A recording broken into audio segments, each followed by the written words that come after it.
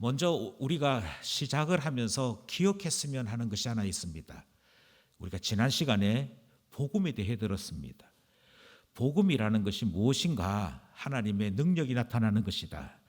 하나님께서 의롭게 하시는 하나님의 능력, 다르게는 하나님께서 사람을 구원하시는, 그래서 타락한 자들이 하나님의 의로운 존재로 바뀌게 되는 그 놀라운 소식이 복음이다 하는 말씀을 들어드렸습니다. 이렇게 들을 때에는 마음에 별 부담감이 없습니다.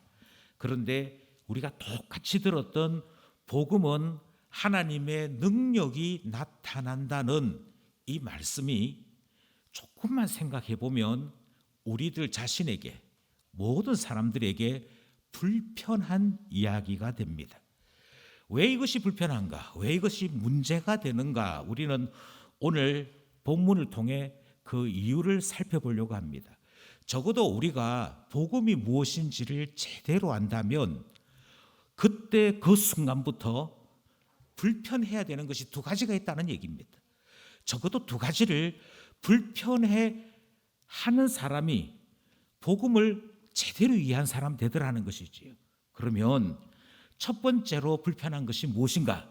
그 첫 번째 불편한 것은 분명히 우리가 하나님께로부터 복음을 들었습니다. 굿뉴스, 좋은 소식을 들었습니다. 너무너무 행복한 소식을 들었습니다. 그런데 그 행복한 소식이 우리에게 들려졌을 때 내게 기쁨이 되어야 되는데 이상하게도 복음을 듣고 나면 내 마음이 기뻐하지 않습니다. 여기서부터 고민이 시작되는 것이겠죠. 21절입니다. 21절 말씀 함께 합독합시다. 시작. 하나님을 알되 하나님을 영화롭게도 아니하며 감사하지도 아니하고 오히려 그 생각이 허망하여지며 미련한 마음이 어두워졌나니. 아멘. 하나님께서 무슨 일을 행하셨는지, 또 하나님께서 우리에게 무엇을 요구하시는지 하나님의 뜻을 우리가 알고 있다라고 얘기합니다. 하나님께서 우리를 사랑하셔서 예수 그리스도 보내주시구나 알고 있다는 것이죠. 예수 그리스도 왜 보내주셨느냐? 우리 구원하려고, 우리 살려내려고 안다는 것입니다. 어렴풋이지만 분명하게 아는 것은 아니라 할지라도 이 세상 모든 존재들은 저 위에 계신 지존하신 신이 우리를 위해 우리를 사랑해서 선한 일을 행하시는 분이다 하는 정도는 다 안다는 것입니다. 다 아는데 문제가 무엇이냐면 하나님께서 거룩하시고 선하신 계획을 가지고 그 일을 진행해 나가시는 분임에도 불구하고 우리 자신이, 우리 자체가 생각하는 것이나 판단하는 것이나 그것에 대하여 분석하는 모든 것에 허망한 생각이 들어오는 것입니다. 이걸 다르게 얘기하면 내용이 없는, 알맹이도 없는 껍데기 생각, 다르게 미련한 생각 때문에 하나님께서 행하시는 일들을 보고도 판단하는 것이 제대로 되지 않습니다. 이것을 조금 쉽게 말씀드리면 하나님께서는 굿뉴스다, 복음이다, 자 이제부터 너희들 살 수 있는 길이 열렸어, 이렇게 할 때 아이고 저희들을 살려주셔서 감사합니다, 저희들을 이만큼 생각해 주셔서 감사합니다 해야 되는데 그만 어두운 생각이 들어옵니다. 그만 미련한 생각이 들어옵니다. 그 미련한 생각이 들어오면서 그때부터 복음을 복음으로 받아들이지 못하고 염려하거나 꺼려하거나 심지어 반대하는 일들까지도 일어나더라 하는 것이지요. 이것이 지금 우리가 고민해야 될 바입니다. 성경이 복음이라고 하는데 왜 내 마음이 기쁘지 못할까? 성경이 계속해서 말씀합니다. 이유는 간단하다. 복음이 아니기 때문이 아니라 그 복음을 대하는 우리 마음, 우리라고 하는 인간 존재 자체가 허망해져 있다, 미련해져 있다, 마음이 어두워져 있다. 그래서 복음을 제대로 발견해내지 못한다, 감사하지 못한다, 하나님께 영광 돌리지 못한다 이 말씀을 하고 있는 것이지요. 이것이 우리가 깊게 고민할 바입니다. 이것을 다르게 말씀드리면 어두워진 마음 때문에 우리는 세 가지 매우 중요한 범죄를 저지르게 됩니다. 첫 번째가 무엇이냐? 첫 번째는 바로 우상 숭배에 빠지게 됩니다.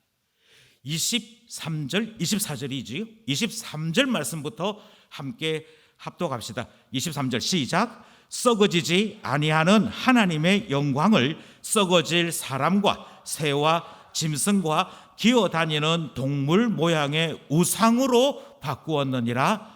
아멘.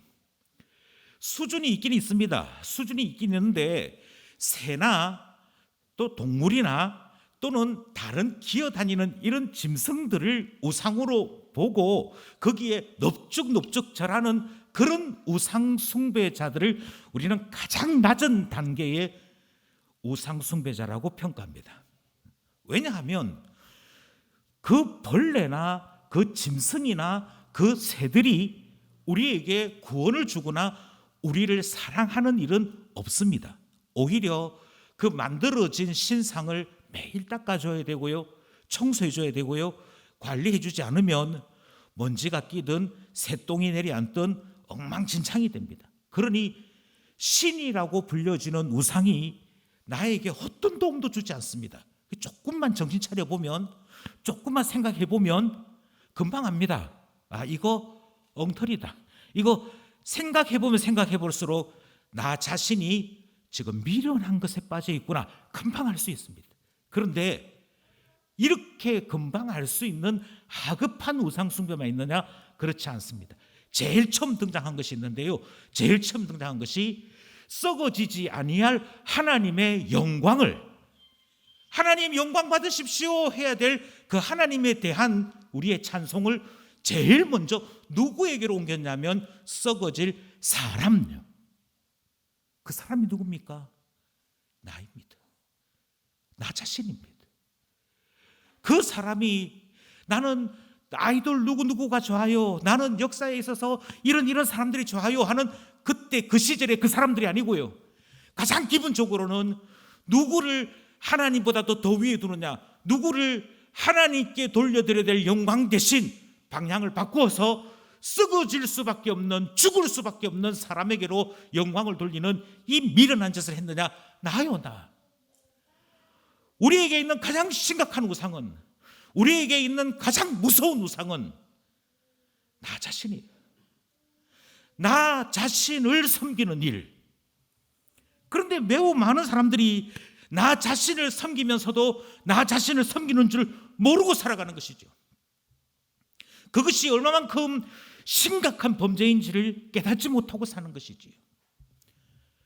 매우 놀라운 사실은 이 땅을 살고 있는 모든 사람들이 이 우상 숭배를 행하면서 기뻐한다는 사실입니다. 24절입니다. 24절 시작. 그러므로 하나님께서 그들을 마음의 정욕대로 더러움에 내버려 두사 그들의 몸을 서로 욕되게 하게 하셨으니. 아멘. 하나님께서 영광을 받으셔야 될 분인데 하나님께 영광 돌리지 아니하고 사람들이 우리가 잘해서 그렇습니다, 내가 잘해서 그렇습니다, 제가 행복해야, 제 마음이 편해야 예배도 드리고 하나님도 섬기지, 그 신앙이라고 하는 것이 나부터 편해야 되지 않겠습니까? 이 생각에 빠져 있을 때 하나님께서 이런 괘씸한, 나는 너를 살리고자 내 아들까지 주었는데 무슨 이런 망령된 생각을 하느냐, 그렇게 하시고 하늘에서 벼락을 내리시거나 하나님께서 하나님의 손을 보이시고 한 사람 한 사람 벌을 내리신다면 분명히 많은 사람들이 벌벌 떨면서 두려워했을 것입니다. 그런데 하나님께서 뭐라고 말씀하시냐면 그 어두운 생각에, 그 미련한 생각에, 우상 숭배에 빠졌을 때 하나님께서 그들을 정욕대로 내버려 버리십니다. 하고 싶은 대로 해. 하고 싶은 대로 해. 이게 무서운 거예요. 자녀들이 가끔 왜 우리는 저 멀리 있는 교회까지 가야 되느냐, 아버지가 좋아서 아버지 교회 가면 나는 내가 좋아하는 내 교회 가면 안 되냐, 이 주변에 내 친구들이 있는데 내 친구 있는 교회 가고 싶어, 그렇게 이야기할 때 그 마음속에 예배드리기 싫구나, 하나님 앞에 훈련받기 싫구나, 뻔하게 다 아는 내용임에도 불구하고 고집고집 피울 때 있습니다. 그러면 부모들이 져요. 지고는 그럼 다녀봐라, 교회는 가야 된다는 표시를 해야 되니까 가서 주보는 들고 와 한다는 것이죠. 그래서 갔더니 그가 복통이 일어나고 두통이 일어나고 심장이 벌렁벌렁거려서 야, 교회 함부로 바꾸는 거 아니구나, 내 신앙이 함부로 내 편한 대로 이렇게 하는 거 아니구나 하고 깨닫는 역사가 나타나면 얼마나 좋겠습니까만 아무 일 없어요. 왜 아무 일 없다고요? 성경이 이렇게 얘기합니다. 나 자신을 우상으로 삼고 살고자 할 때 하나님께서 그 정욕대로 내버려 두십니다. 너 하고 싶은 대로 해. 억지로 예배드리라고 안 해. 억지로 하나님을 찬송하라고 하나님은 그렇게 말씀하시지 않습니다. 그 아들까지 주신 하나님이심에도 그것을 공치사거리로 삼으셔서 우리에게서 억지로 고개 숙이는 일 하나님은 요구하지 않으십니다. 그래, 너 하고 싶은 대로 해. 그런데 이게 얼마나 무서운 일인지 아십니까? 우리가 우상숭배에 빠질 수 있다는 것과 우상숭배에 빠졌음에도 불구하고 아무 일도 일어나지 않는다라고 하는 것이 얼마나 무서운 일인지 아십니까? 이것이 지금 우리에게서 경고되고 있는 사실 가운데 하나입니다. 이렇게 되면 그것으로 끝나느냐? 아니요. 사람들은요, 아무 일 일어나지 않잖아요. 한술 더 뜹니다. 이게 참 더 기가 막힐 노릇이지. 하나님께서 너를 사랑하셔서 그 아들을 주셨어. 하나님께서 너를 사랑하셔서 교회를 주셨어. 너가 태어날 때 온 교회가 같이 기도하고 같이 기뻐했어. 너가 자라날 때, 너가 처음 걸음을 걸을 때, 너가 어린이 주일을 맞이해서 한 해 한 해 어린이 주일 맞이할 때마다 온 교회가 너를 꽃주일의 주인공으로 삼고 기도해 주었고 축하해 주었고 축복해 주었어. 그것에 대해서 일말의 고마움도 느끼지 않습니다. 하나님에 대해서 영광 돌리지 않는 인간인데 어떻게 사람들에 대해서 영광을 돌리겠습니까? 당연히 나만 여전히 챙기지요. 그래서 무슨 일이 벌어지느냐? 부패해서 하나님께로부터 진노받을 것이 분명함에도 불구하고 우상숭배를 더 기뻐합니다. 우상숭배하는 것을 더 즐거워합니다. 25절입니다. 25절 말씀 시작. 이는 그들이 하나님의 진리를 거짓 것으로 바꾸어 피조물을 조물주보다 더 경배하고 섬김이라.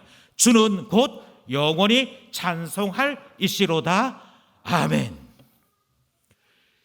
이 사실을 우리는 깊이 들여다봐야 합니다. 우리 자신들이 어떻게 살아왔는지를 이 말씀 앞에서 다시 한번 곰곰이 생각해 봐야 됩니다. 우리는 참 기가 막히게도 나 자신이 항상 먼저입니다.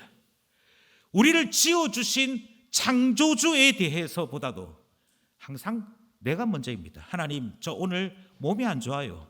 예배드리기 힘들어요. 그러니 내가 몸이 힘드니까 하나님도 예배 받으실 수 없어요. 기도 받으실 수 없어요. 찬송 받으실 수 없어요. 반면에요, 우리 애가 문제가 생기면 하나님은 훨씬 뒤에 계신 분입니다. 우리 애가 싫다잖아요. 우리 애가 싫다잖아요. 그게 예배드리지 않는 모든 이유입니다. 이것이 지금 우리로 하여금 주목해야 하는 것이지요. 여러분 복음 아세요? 여러분 그 복음을 왜 기뻐하지 못하는지 혹시 아세요? 이유는 우리 마음이 어두워서 그렇다니까요. 우리 마음이 어두운 그 증거가 뭔데요? 첫 번째는요, 하나님께는 감사드리지 않고 사람, 나 자신이나 내가 사랑하는 사람을 하나님보다 더 높입니다. 그리고 거기에 빠져버립니다. 그것을 우상숭배라고 부르고 있음에도 불구하고 일말의 미안함도 없이 우리는 여전히 우리를 하나님보다도 더 높입니다. 그러니 우리의 마음이 얼마만큼 삐뚤어 있는지, 어두워져 있는지 깨달아야 하는 것이지요. 두 번째가 있습니다. 두 번째는 일탈을 기뻐합니다. 일탈이란 정상적인 모든 것에서 벗어나는 것입니다. 26절 말씀입니다. 26절 말씀 시작. 이 때문에 하나님께서 그들을 부끄러운 욕심에 내버려 두셨으니 곧 그들의 여자들도 순리대로 쓸 것을 바꾸어 영리로 쓰며. 여기서 말하는 순리대로 쓴다, 영리로 쓴다 하는 이야기는 성생활을 배경으로 두고 말씀하시는 것입니다. 그러니까 다르게 얘기해서 하나님께서 한 남자와 한 여자가 한 가정을 이루는 것을 주님께서 순리로 정하셨습니다.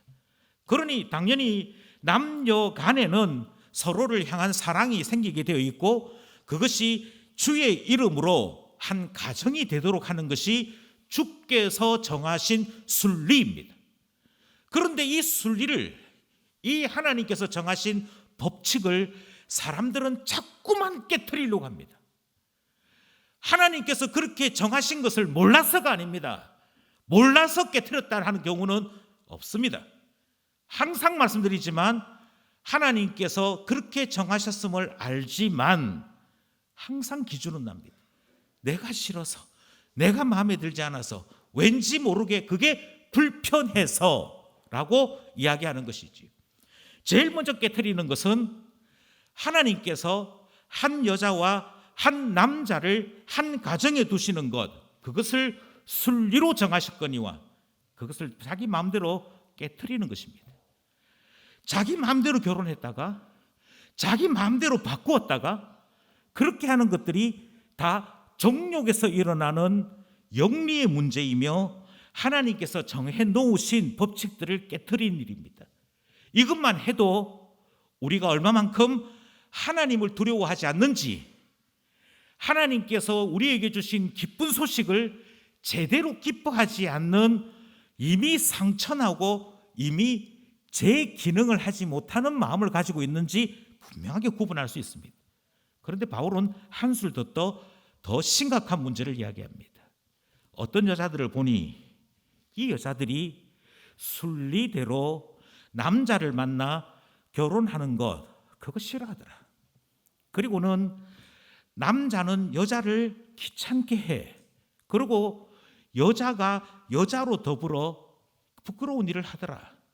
그것을 영리라고 표현합니다. 예, 우리가 얼마만큼 삐뚤어 있는지 성생활에서 가정을 꾸려나가는 일에서 분명하게 보여진다. 그렇게 로마서가 얘기합니다. 여자만 해당되느냐? 아니고요. 27절도 같이 보겠습니다. 27절 말씀입니다. 시작. 그와 같이 남자들도 순리대로 여자 썩이를 버리고 서로 향하여 음욕이 부릴 듯하며 남자가 남자와 더불어 부끄러운 일을 행하여 그들의 거릇됨에 상당한 보응을 그들 자신이 받았느니라. 아멘. 남자들에게도 일어난대요. 여기서 우리가 중요하게 생각하는 것은 동성연애다, 또 아니면 이 사람들이 여러 정해놓은 불법의 결혼이 있었다, 이것만의 이야기가 아니고 지금 성경은 계속 한 단어를 강조하고 있습니다. 순리냐 영리냐. 다르게 말씀드리면 성생활뿐만 아니라 우리의 일반적인 삶 속에서도 하나님께서 정해놓으신 삶의 질서, 삶의 원칙을 따라 살고 있느냐, 아니면 한 번씩이라도 일탈을 꿈꾸고 정상에서 벗어나는 것을 도리어 기뻐하는 그와 같은 삶이 있느냐, 그것에 대해 질문하는 것입니다. 이상하지요?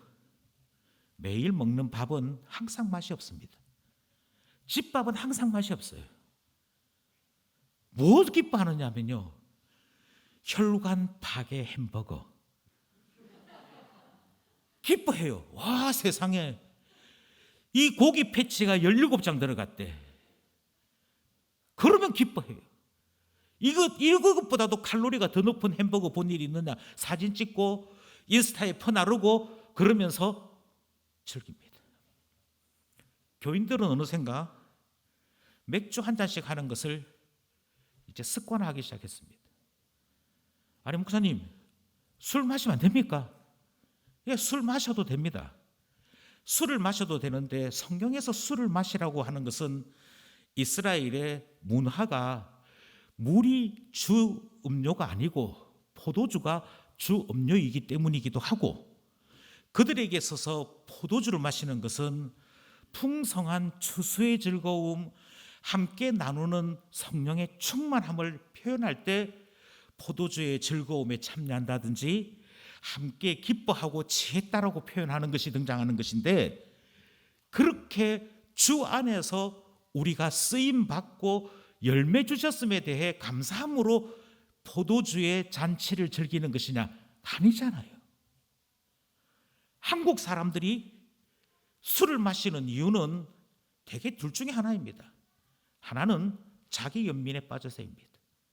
기쁘면 기뻐서 한 잔, 슬프면 슬퍼서 한 잔, 기도해야 될 모든 순간들을 술로 다 날려버리는 것입니다. 기쁠 때는 기뻐서 하나님께 영광을 돌려드리고, 슬픈 일이 있을 때는 주님 앞에 위로와 긍휼을 구하면서 기도해야 되는데, 기도해야 될 그 중요한 기회들을 술로 대신 다 날려버립니다. 그리고는 어떤 사람은 울고 어떤 사람은 소리치고 어떤 사람은 결국 잠자죠.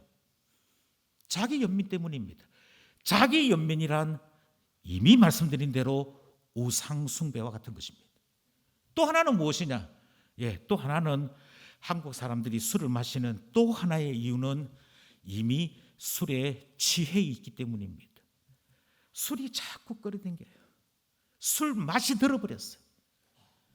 그래서 처음 술 마신 사람들은 쓰다 이러는데, 이미 술에 익숙해진 사람은 자도 둥둥 떠오르는 소주, 목이 답답하고 날씨가 더울 때는 시원한 맥주, 이미 들어와 버렸어요.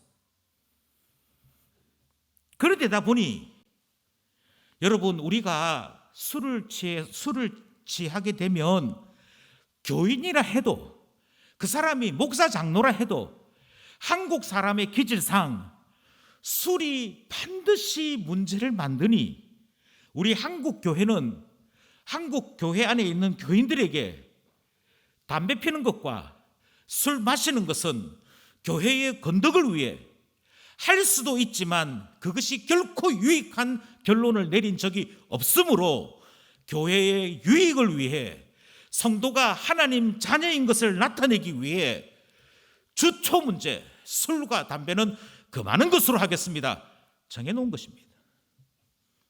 정해놓은 줄 모릅니까? 다 압니다. 다 아는데도 불구하고 교인들의 인스타를 보면, 페이스북 보면, 특별히 청년들의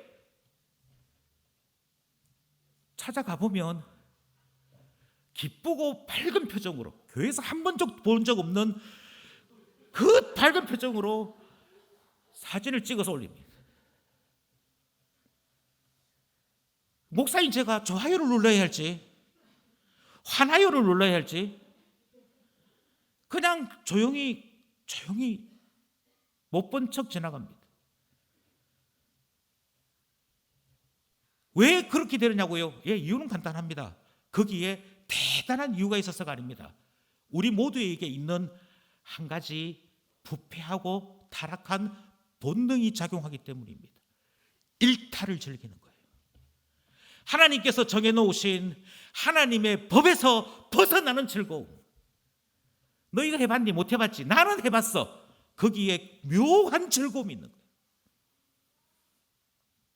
그러면서도 우리는 계속 나는 교인이다라고 생각하는 거예요. 나는 여전히 은혜 안에 있다라고 생각한다는 것이지. 정말 그렇습니까? 우리가 일탈을 즐기는 이 일을 성경은 이렇게 얘기합니다. 왜 일탈을 즐기느냐? 그 이유는 아주 분명한데, 하나님과 가까워지는 것을 싫어하기 때문입니다. 일탈이 즐거운 이유는 우리의 원래 본능 그것에 대한 즐거움을 놓치기 싫어서입니다.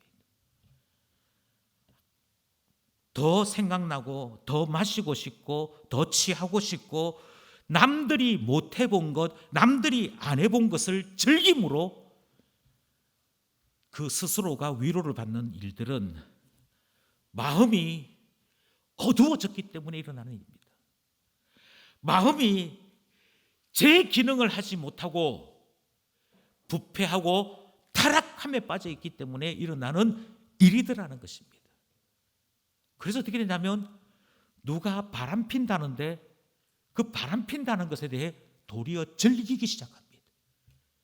아니 요즘 오피스 와이프가 없는 사람이 어디 있어? 직장 다니면 직장에 부인 하나 있는 것이고 집에 오면 집에 부인 하나 있는 것이지. 그리고 김 과장도 박 부장도 다 있어. 나도 알아. 그러면서 즐기는 거예요. 이게 먼 나라 이야기가 아닙니다. 대한민국의 현실이고 우리가 살고 있는 실제 사회 속에서의 모습들입니다. 오히려 어떤 사람이요? 저는 교회 집사입니다. 그러므로 주초하지 않습니다.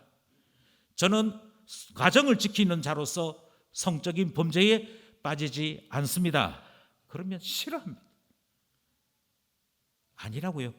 성경이 분명하게 말씀합니다. 28절 함께 합독합시다. 시작. 또한 그들이 마음에 하나님 두기를 싫어하며 하나님께서 그들을 그 상실한 마음대로 내버려 두사 합당하지 못한 일을 하게 하셨으니. 예, 싫어하는 이유 딱 한 가지입니다. 하나님을 싫어하는 것입니다. 하나님은 싫고 나 자신을 높이는 일은 좋은 것.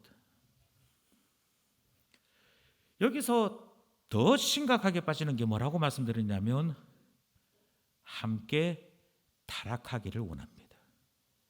나만 타락하는 것도 지금 심각한데 나 혼자서 몰래 집에 나 혼자만 있을 때 그때 여지없이 범죄에 빠지는 것도 심각한데 진짜 심각한 것은 자꾸만 이 타락함을 함께 즐기려고 하는 데 있다는 것입니다.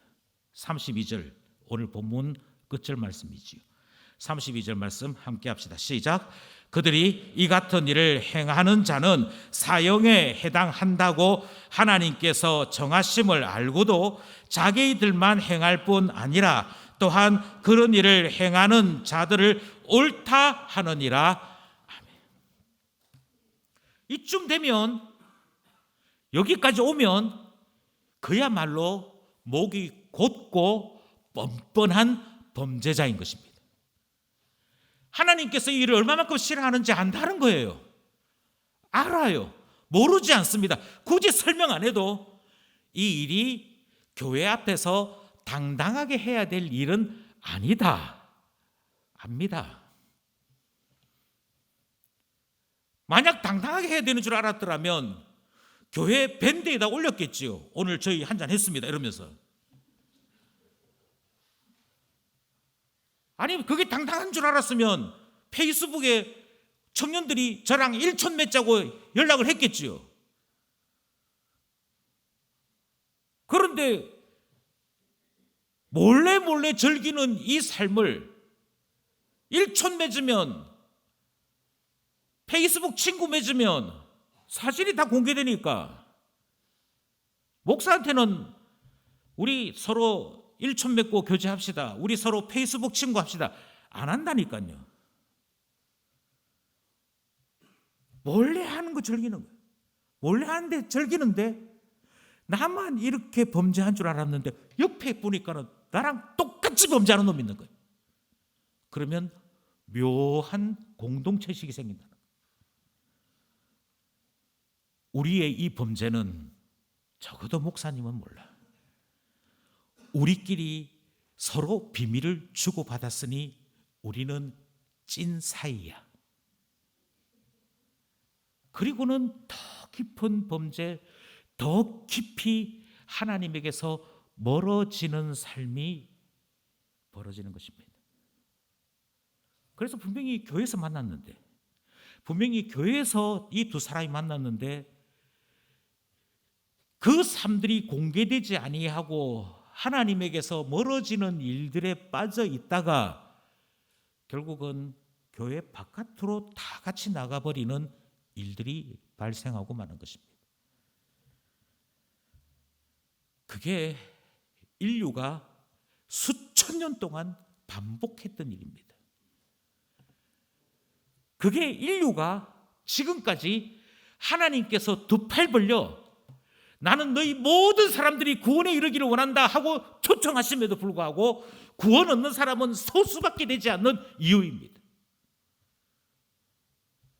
마음이 어두워지고 보니 우상숭배합니다. 마음이 어두워지고 보니 그 우상숭배를 뛰어넘어서 일탈을 하기 시작합니다. 하나님께서 경고하셨음에도 불구하고 그 경고받은 그 삶을 그대로 지속시킵니다. 뿐만 아니라 세력을 모으기 시작합니다. 누구도 합니다. 누구도 합니다. 누구도 합니다. 그러니 교회는 더 이상 치리 이야기하지 마십시오. 교회는 더 이상 술 이야기하지 마십시오. 교회는 더 이상 주일날 빠지니 많이 이런 이야기하지 마십시오. 하지 말라는 얘기. 이것의 최종적인 심각함은 어디에 있느냐면 집집에 가정마다 가정제사장 세워서 자라나는 아이들이 하나님을 가정제사장을 통하여 볼 수 있도록 세워두었음에도 불구하고 아이들의 신앙을 지도해야 될 부모들이 아이들에게 신앙을 지도하는 것이 아니라 아이들을 핑계 삼아 일탈을 더 즐기고 있다는 것입니다. 모르면 요즘 자주 나오는 대답이 아이들이 싫어해요. 왜 기도하지 않느냐? 모임을 하는데 왜 기도하지 않느냐? 아이들이 싫어해요. 아니, 대면에서 모일 수 없으면 비대면으로 줌으로라도 공부할 수 있지 않느냐? 아이들이 싫어해요. 왜 경건에 대한 것만 아이들이 싫어하는 것을 그렇게 민감하십니까? 왜 하나님을 섬기는 일에 대해서는 아이들이 싫어한다는 그 말을 그렇게도 강조하십니까? 아이들이 밥을 먹지 않으면 아이고 제가 저러다가 어떻게 하려고 키라도 크겠느냐 몸이라도 크겠느냐 그러면서 덜벌 떠는데 그 육의 양식은 그렇게도 염려하면서 영의 양식 먹는 일, 그 일에 대해서는 왜 그렇게 등한시하십니까? 아이들이 싫어해요. 그것이 사실은 아이들을 핑계 삼아 내가 싫어요를 말하고 있는 것은 아닌지요.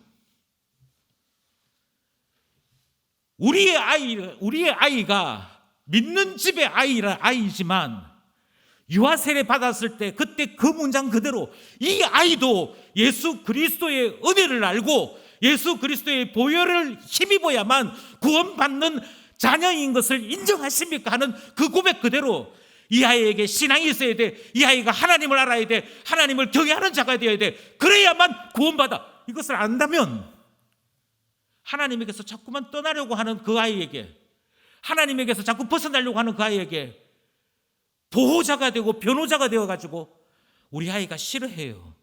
오기 싫다네요. 예배드리기 싫다네요. 기도하는 게 싫다네요. 큐티하는 게 싫다네요. 그래서 강요하지 못했어요. 사이만 자꾸 나빠질까 봐.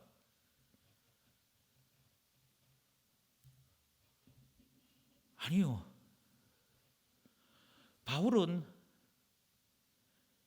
이 부분에 대해서 짧게 쓴 것이 아닙니다. 매우 길게 썼습니다. 심지어 이 당시 사람들이 저지르는 죄에 대한 죄의 목록을 오늘 본문에서 아주 길게 씁니다. 하나님에 대한 범죄, 믿는 자들에 대한 범죄, 그 시대에 속해 있는 사람들에 대한 범죄, 모든 것을 다 기록하는 것을 보게 됩니다. 그러므로 여러분, 제발 깨어나십시오. 어두워진 마음 가지고 그 어두워진 마음이 이건 하기 싫어, 거기에 굴복당하지 마십시오. 우리의 마음이 이미 부패하고 상했습니다. 이미 부패하고 상하여 복음을 주었음에도 불구하고 그게 복음인지를 모르는 그 정도로 어두워지고 미련한 마음입니다. 거기에 머물러서 영혼의 중요한 것을 결정하지 마십시오. 인생의 중요한 것을 결정하지 마십시오. 우리의 마음이 온전함을 입고 성령 안에서 결정할 수 있기까지는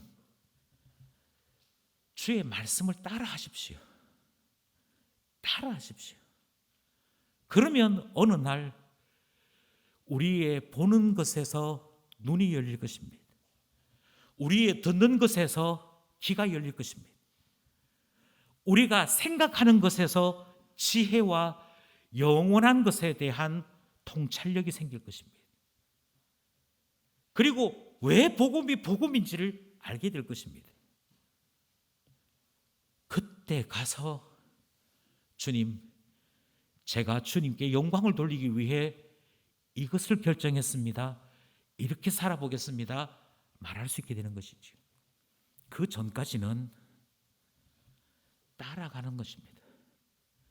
말씀을 따라가고 예수 그리스도 따라가고 신앙이 앞선 사람들을 따라가면서 우리의 어두워진 마음, 미련한 마음이 조금씩 치유되고 온전함 있기까지 이 과정을 되풀이하는 것입니다.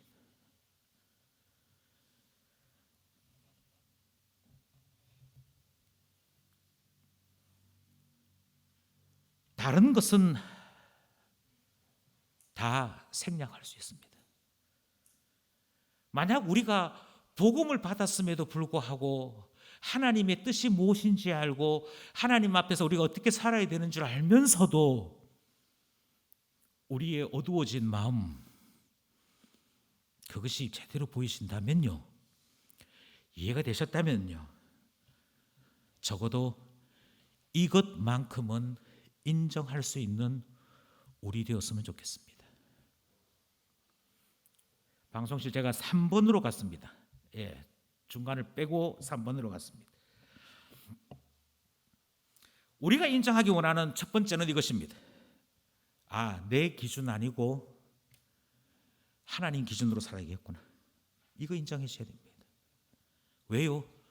내가 생각하는 것, 내가 알고 있는 것, 내 판단이 어두워진 마음에서 나왔다니까요.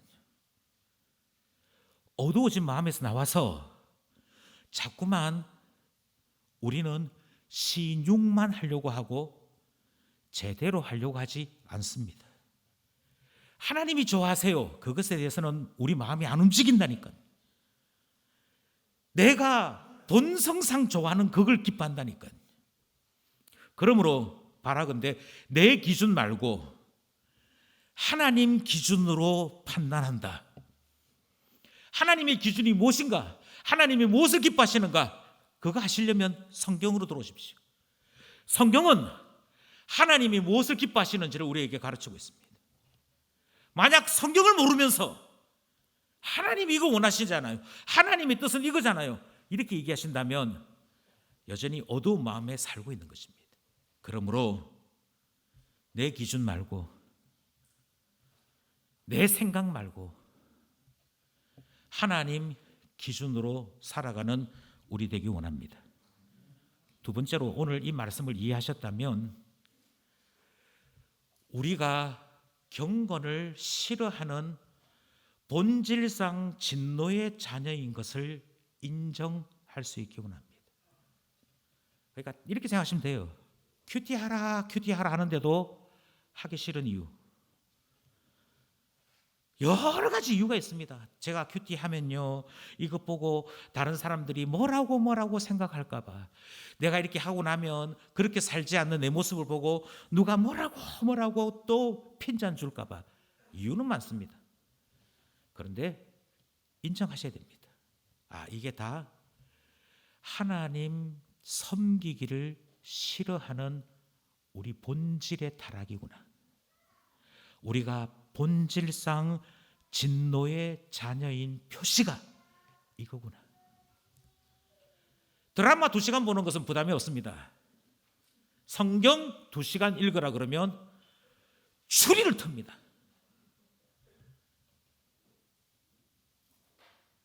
우리가 일주일 내내 읽는 성경 제발 읽어오세요. 제발 읽어오세요. 그거 6장밖에 안 됩니다. 그 6장도 하나로 쭉 읽으라면 지겨워할까 봐 구약을 나누고 신약을 나누고 그렇게 읽습니다. 6장 그 자리에 앉아서 읽으면 한 장당 2분 잡아도 6장 읽는데 12분 그러면은 충분합니다. 어플이 잘 나와 있어가지고요, 어플에서 소리 들으면서 읽으면 빠르기를 1.4 정도 놓고 읽으면 한 장당 1분도 채 안 걸립니다. 그런데 뭐라고 말하는지 아십니까? 성경을 읽으라고 하니까 마음에 부담이 된대요. 아니요. 왜 자꾸만 불경건을 기준으로 삼고 살아갑니까? 왜 자꾸만 하나님을 섬기기 싫어하는 그 마음이 정상인 줄 알고 그렇게 살아갑니까? 아니라니까요. 내 마음속에 경건에서 자꾸 멀어지는 생각이 들거든. 내 마음속에서 자꾸만 경건에서 떠나고자 하는 그 마음이 일어나거든. 주님 앞에 이렇게 기도하십시오. 주님, 저도 스스로 구원할 수 없는 본질상 진노의 자녀인 것이 분명합니다. 저 내버려 두시면 저도 가룟 유다처럼 지옥을 향해 내달릴 수밖에 없는 그런 존재인 것을 인정합니다. 붙잡아 주십시오. 제발 저의 걸음을 붙잡아 주십시오. 기도하셔야 됩니다. 그것이 우리가 지금 본문을 통해 발견하는 분명한 사실이거든. 그러니 제발 인정하십시오. 예수님 없었으면 진노받아 심판받을 자였구나. 그것을 인정하는 우리 되기를 원합니다. 마지막 하나 더 인정할 것이 있습니다. 우리가 성경을 통해 이렇게 부끄러운 이 이야기를 듣는 이유는 하나님은 경건한 자를 찾으시기 때문입니다. 불경건이 이렇게 무섭다 이 말씀을 계속 듣는 이유는 우리 안에 있는 불경건이 하나님의 진노를 불러일으켰다 이 말씀을 듣는 이유는 하나님은 경건을 원해. 하나님은 경건한 자를 찾으셔 우리가 성령 안에서 경건한 자로 바뀌는 것이 신앙의 목표야. 이것을 계속해서 듣는 것과 같은 것입니다. 그러므로 내 마음의 즐거움이나 내 마음의 편함이나 내가 좋아하는 것을 따라 나태함과 게으름과 불경건을 택하지 마시고 하나님이 원하시는 바, 하나님이 찾으시는 바, 하나님께서 기뻐하시는 바 경건한 자녀가 되도록 나 자신을 쳐서 복종하는 그런 우리 되기를 원하는 것입니다. 하루아침에 경건해지지 않습니다. 제일 처음에는 경건의 모양부터 갖춰야 됩니다. 경건의 모양이란 무슨 말인지 몰라도 아직까지는 꿀과 송이 꿀보다 달다 이런 말이 무슨 말인지 몰라도 성경 붙잡고 있는 것입니다. 기도하는 시간 정해놓고 기도하는 것입니다. 하나님 앞에 자기 자신을 돌아보는 그 시간 정해놓고 계속 하는 것. 그래서 경건의 모양부터 연습을 합니다. 경건의 모양부터 연습을 하다가 어느 날 성령께서 임재하실 때, 역사하실 때 그때 경건의 능력이 나타나고 경건의 능력을 맛보게 되어 있습니다. 그러니 하나님께서 경건한 자 찾으시는 줄 알고 나의 육체는 쳐서 복종시키게 하고 하나님의 뜻을 따라 하나님께로 한 걸음 한 걸음 달려나가는, 한 걸음 한 걸음 주께로 가까이 다가가는 우리 모두 될 수 있기를 간절히 소원합니다. 기도드리겠습니다.